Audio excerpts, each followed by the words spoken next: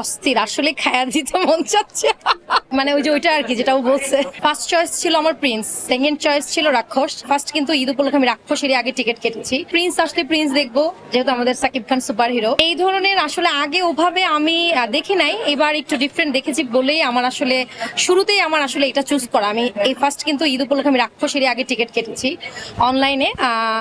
তারপরে প্রিন্স আসলে প্রিন্স দেখবো, যেহেতু আমাদের সাকিব খান সুপার হিরো, ওইটা নিয়ে আমি একটু এক্সাইটেড। এই দুইটা মুভি নিয়ে আমি খুব এক্সাইটেড ছিলাম। না, প্রিন্সের টিকিট এখনো পাওয়া হয় নাই। ফার্স্ট চয়েস ছিল আমার প্রিন্স, সেকেন্ড চয়েস ছিল রাক্ষস। কিন্তু আনফরচুনেটলি ফার্স্ট আমার এখন রাক্ষস দেখা হচ্ছে। প্রিন্সের টিকিট এখনো আমি কালেক্ট করতে পারি নাই, বাট আমি প্রিন্স দেখবো। জাস্ট অস্থির আসলে খায়া দিতে মন চাচ্ছে ওর এই ডায়লগের জন্য আসা, আর ওর লুক দেখে আসলেই মনে হচ্ছিল যে মানে ওই যে ওইটা আর কি যেটা ও বলছে খায়া দে। বিশেষ করে ঈদের সময় একটু দেখা হয়, আর অন্য সময় তো আসলে ব্যস্ত থাকি, ওভাবে দেখার সুযোগ হয় না। গান এই তো আমাদের ভার্জিন প্রো ম্যাক্স রিলিজ 25 তারিখে আমি রিলিজ দিচ্ছি। সো আপনাদের সবাই ইনভাইট, চলে আসবেন সবাই। ভার্জিন প্রো ম্যাক্স আমার এই কথাটা নিয়ে সবাই আমাকে মোটামুটি চেনে।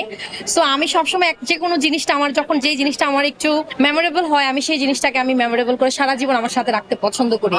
যখন এই কথাটা আমি দুষ্টুমি করে বলেছিলাম, তখন এই কথাটা যখন অনেক বেশি ভাইরাল হয়, তখন আমি এই কথাটা দিয়ে আমি আসলে গীতিকারকে বলেছিলাম যে আমার এই কথাটাতে আমার একটা গান লিখে দেন। তো উনি গান লিখে দেয়, আমি এটা নিয়ে একটা গান করে ফেলেই তো মানে গানের প্রথম লাইনটা মানে এখন এখানে গানও গাইতে হবে আমার।